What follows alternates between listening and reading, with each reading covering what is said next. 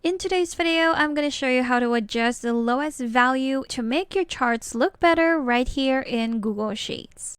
So if you're dealing with a line chart and you want to adjust the lowest number so that your chart will look better and not something like this is how you can do it. So adjusting the values of your vertical axis is quite easy. What you're going to do is to edit the chart by going to the chart, clicking on it, and then going to the top right corner and clicking on that ellipsis. Once you click on it, these options will appear and we're just going to click on Edit Chart.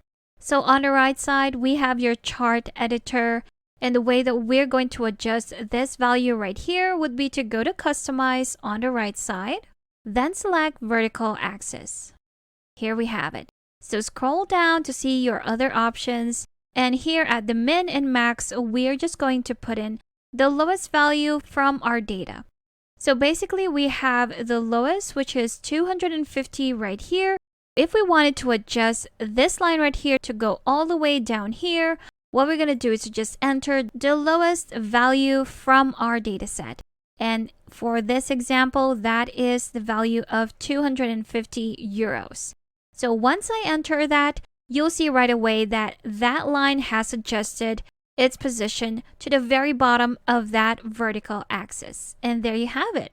If I wanted to adjust it to not 250, but let's say 200, that is what it's going to look like. So the line is now in between 200 and 300, meaning our lowest price is still at 250.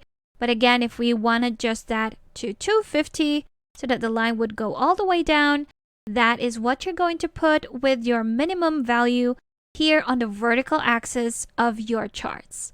And there you have it. That's how easy it is. You can adjust the value of your charts to make them look better right here in Google Sheets. Now, if you still need extra help with Sheets, I do have a free guide linked in the description below that you should definitely check out. Thank you for watching this quick tutorial. Make sure to subscribe for more helpful videos, and I will see you in the next one.